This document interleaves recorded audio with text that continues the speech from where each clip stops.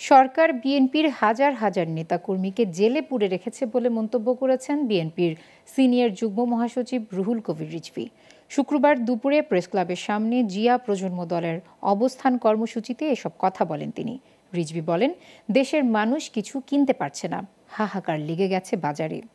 নিম্ন আয়ের মানুষ কিভাবে চলবে প্রশ্ন তুলে রিজভী বলেন, দেশের নিত্যপণ্যের বাজারে হাহাকার লেগে গেছে। তিনি বলেন, প্রধানমন্ত্রীর নির্দেশেই বিএনপি নেতাকর্মীদের বিরুদ্ধে মামলা দেয়া ও সাজা দেয়া হয়।